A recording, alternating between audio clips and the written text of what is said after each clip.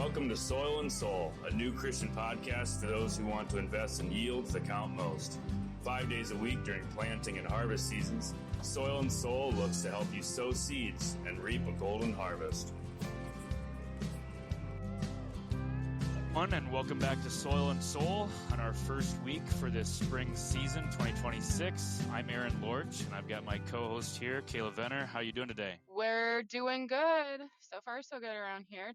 It's a beautiful day in my neck of the woods. Yeah, sun's shining here too, but right before we clicked record here, and I heard from some other people, it wasn't so pretty and sunny just recently here, right? You guys had a pretty nasty storm your way, or? Yeah, we did yesterday. Well, in the last week or so, we've actually got quite a bit of rainfall down here. So we are not at all in the field like you guys are up there up north. And then yesterday we had a very quick storm come through. The whole thing probably lasted 20 minutes, I would say, where it brought so my house where we were at, we were just on the edge of it, and we had a beautiful rain shower. We had some pea-sized hail, but even just very lightly of that.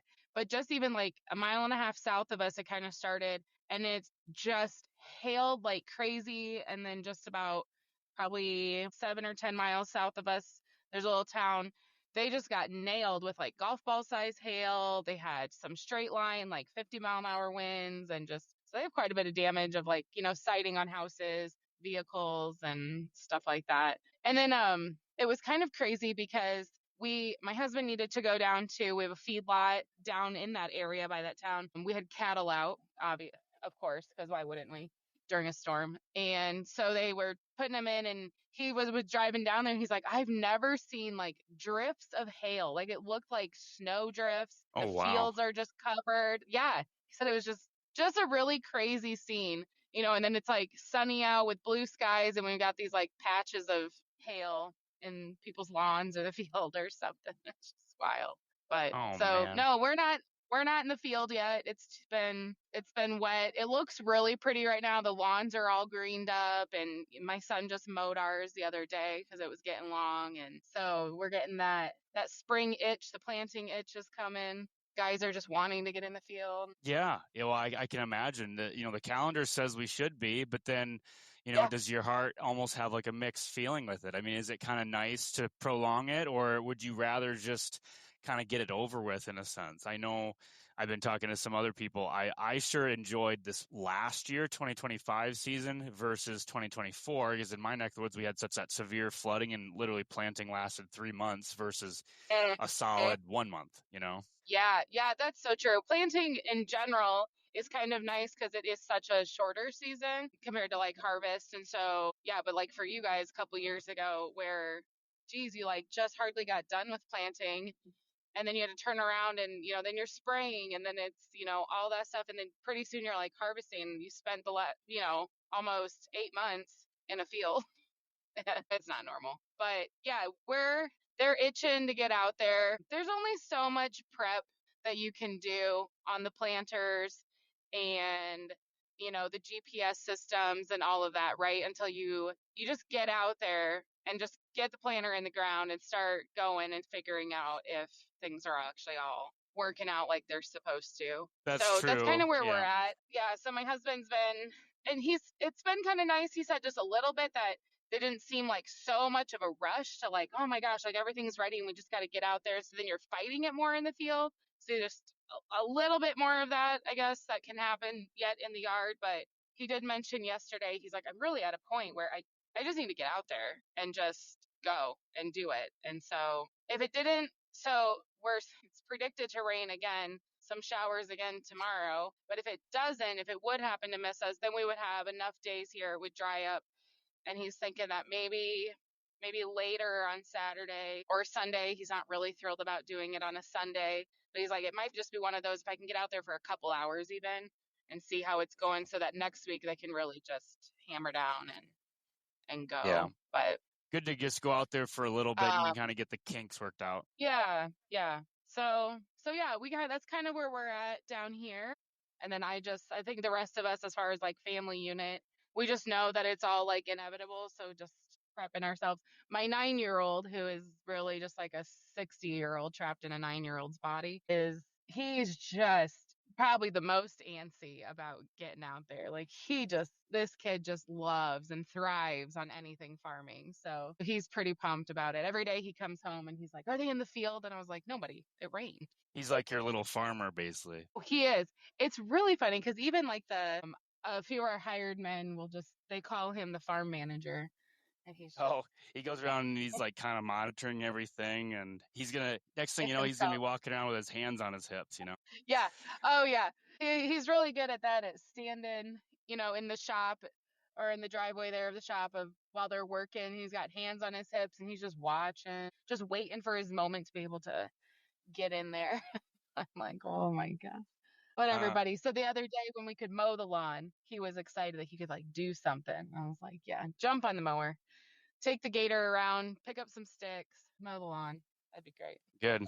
Yeah, so it sounds like, So yeah, it's going to be the whole prep is, we're prepping to get in the fields. The farmers are busy prepping, but you almost have to prep the family unit too, because it's this whole season of the year that it really affects more than just the people that are physically in the field at any given moment. There's a lot of other people that get affected, and the kids and the wives and whether you're actually in the field yourselves or indirectly, and even just anybody else that you guys interact with too. Like I know for my wife and I, we purposefully got together with some close friends of ours before this season got started here, because we're like, well, we might not see you for a while. You want to get together and have some of those moments in preparation. yeah, that's so true. Like, and then Scott and I talk about that too, of like, we should really get together with, these certain people and whatever, but they're all of our friends are farmers. So everybody's in the same boat of like also getting things ready for planting and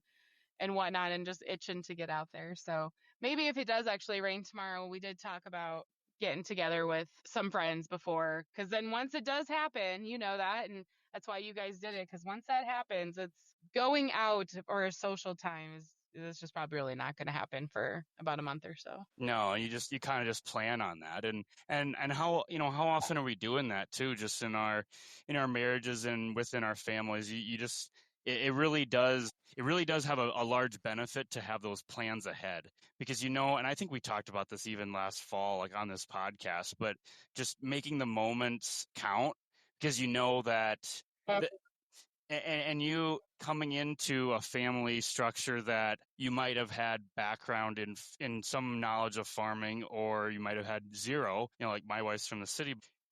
She learned pretty quick, unfortunately. Well, not unfortunately, but she had to learn right away that, okay, like not everything is planned out to a T far out in advance, because some of it's weather dependent. So you plan as much as you can. You plan as much as you can, so that once that rain day does happen, okay, we're going to make this count. And it might be like, okay, we're going to plan a date night, or we're going to plan, even like a double date. You're going to go to get together with these such and such people, but we just don't have an exact date. We know it's going to happen sometime in the next week or so, whenever it rains next, right? Or, okay, let's go do this event. And sometimes you unfortunately can't get around that. Like if it's something that's like something ticketed, or something that has a set date already because it's an outside source of something, well, then sometimes you miss out on that. Yeah, exactly. You have to take advantage of those moments, which brings me to the end of February. Our county cattlemen's had their banquet, their scholarship banquet. And so my husband's on the board. So we were all planning to go to it, ready, it was on a Saturday night. Friday night, we had spent setting up and hanging out with, the rest of them and gotten dinner. And then Saturday night was the banquet. We were supposed to be over there about, I don't know, 4:00 or whatever. Well, it was like noon-ish or maybe a little after, somewhere in there. We actually had a bale fire at our house, and that took up the rest of our day, was dealing with bale fire that happened. And so we didn't get to go to the banquet. And so those moments of like you're looking forward to, and then the farm happens, and then you don't get to take advantage of them. So I totally agree when those rain days or whatever, you just got to do them, because the farm will always dictate what you can and cannot do at times. Well, especially when it's something that's like, you have to, like an emergency type thing like that, where you don't have really a choice. for sure. It's not like, well, I could work on XYZ thing around the shop, but I could also do it tomorrow night instead. But this is like oh no, this is a big deal. And so No, this and like so that sounds awful. Explain, well, first off, if the listener doesn't know what you mean by this, what exactly is a bale fire? Like, and how this was pretty severe then? And I can imagine, it and was. I know about it, but Yeah, so we unfortunately something from our burn pile that day had blown out and it flew onto our pile of cornstalk bales. There were some hay bales in there as well, but it was mostly cornstalk bales. Something had gone out and the wind picked it up, and unfortunately it was windier than it should have. Like, it was all of the really like Murphy's Law. If it could go wrong, it went wrong that day. And so the wind picked up at that same time and went out of a different direction. And so it caught and something flew onto the stack of bales. And when they're all stacked up like that, like a pyramid, they're tight in there. So it just became a snowball effect the whole way down. And then we also never have that many bales actually stacked in that location at any time. We had just had our high school kid move. Then a few days before that, he moved all of them out of the field because, spring work and whatever was coming up. Yeah. And so they were all stacked up, and then they were closer even. So because we were having the grinder come that following Monday to grind up some stocks for feed and stuff. And so that it was just like a recipe for, like, you couldn't have like even planned that at all. And so then it just took off. And because it was just windy enough, it just kept going. And we lost probably about 1,000 bales or so between cornstalk and hay bales, and had 5 fire departments worth here. And oh yeah, it was it's not chaos, just a monetary loss. I don't have the monetary loss alone of the bales, but also just the kind of the frenzy. And I can imagine you had 5 fire departments, because that's a really hard fire to stop. I don't think people realize, like, with the tight packed stocks like that, it just smolders forever and ever. Yes, 100%. And so you try right away to somewhat like contain it and see if you can, while it's, before it really spreads, to try to get it, but that was proving impossible. And so we really were trying to just like communicate to the fire departments that we're never going to actually put this out. And so our best situation is to just do a control burn at this point, because we can't utilize them once they're burned and smoldering. We can't feed it. So, so we were really just trying to create a control burn. But when there's like 1,000 of them, you can also only try to control burn and then save. It's next to our commodity shed with other feedstuffs and then our equipment. So they were trying to haul them out into the field to just let them burn out there. Sure. So trying to save equipment and extra. And yeah, so it was a pretty chaotic and wild Saturday afternoon that we got to do in an evening rather than going to the cattleman's banquet. So yeah, I missed out on a fun event, and it was because we did. I know it was kind of like an ag related event, but honestly, what happened at the farm had to come first, because it was like your livelihood. Absolutely. And I mean, it could have spread and gotten a lot worse. Right, 100%. And that's what, like, we just said right away, like when it was happening, and we checked in on all of our guys and stuff, and we just made sure everybody was okay. And at the end of it right away, Scott and I were like, it's just stuff. This can all be replaced. It's very frustrating, and it's just an inconvenience more than anything, but it's just stuff. It can be replaced. We have insurance for a reason. Like, we'll contact them and figure out how we need to supplement, but everybody's okay. We had no major losses. Cosmetic to our commodity shed, which is a hard steel building and concrete. So, like, it is what it is at this point. And it was just, he just had said, he goes, more than anything, it was just really inconvenient. I said, yeah, inconvenient. It is.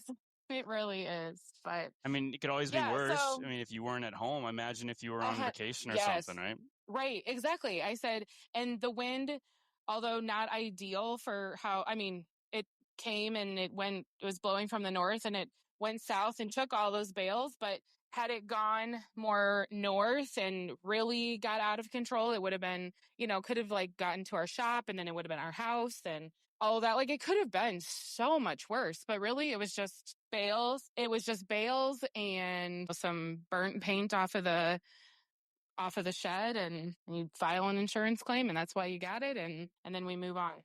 That's right. Kind of like what I was just saying. The last thing is like, well, imagine if you were on vacation. So it's kind of funny. My dad is a little bit this way, where he doesn't hardly want to get off the farm. And like, I mean, he's old enough now. Him and my mom really should be going on vacation a lot more. And I'm not expecting to be snowbirds or whatever. I mean, a lot of guys at some point do, but he's always had livestock. I mean, he's not going to get away from the farm too much, but he should be taking vacations more often, really, and giving a breather for everybody's sake. Let's put it that way. But really, a lot of times, especially during certain parts of the year, I mean, even in the middle of winter when it's great to get away and go to somewhere warmer, right, and enjoy the doldrums away from the doldrums of winter.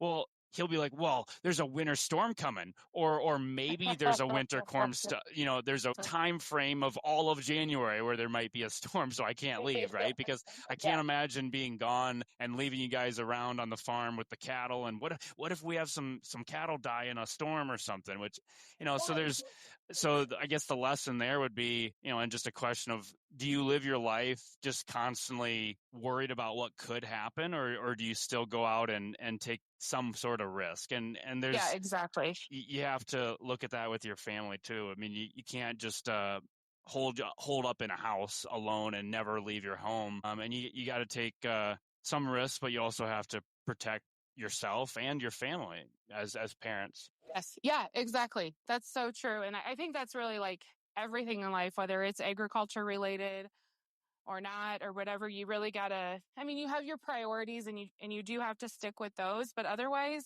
you can't live in fear. You can't live in the what ifs. And so you just do. And that's what, that's kind of what life is all about, is just like experiencing things and being in people's company, and, and obvious, faith obviously too is number one, and just living life and doing all of that. And you just can't be in fear all the time or live in the what ifs, what if in January we get a snowstorm and all these cattle? Well, it's actually probably really likely that that's going to happen, but it's more likely than the summer. Yeah, you figure it out.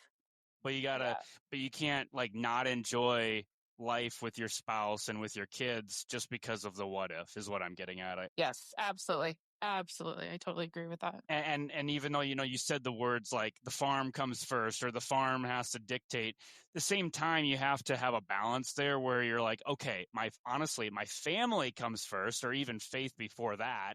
And then the farm really has to come third in all actuality. I know we always joke about like, oh yeah, the farm came first.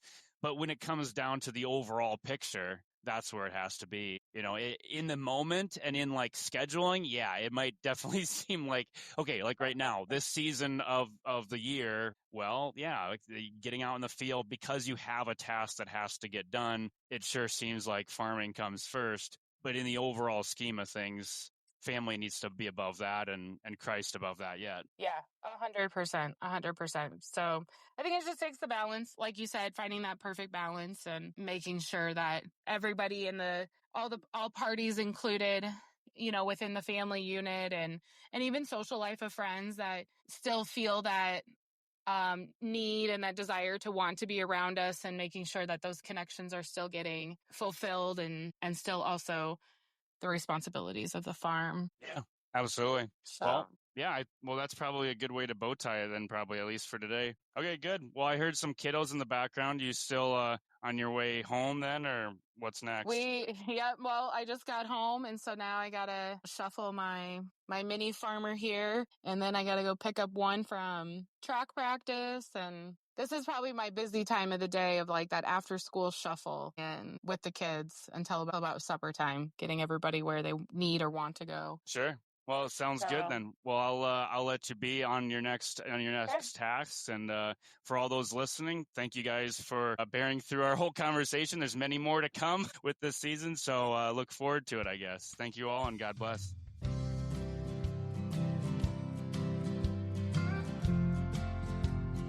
Thank you for joining us for this episode of Soil and Soul, and we hope that it blesses you.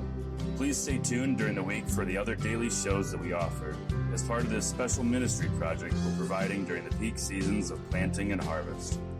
Also, if you'd like to find out more about Catholic Passage, how you might collaborate with us, or even support our mission, please visit us at CatholicPassage.com. Most importantly, you can support us with your prayers. We'll be praying for you. Please pray for us.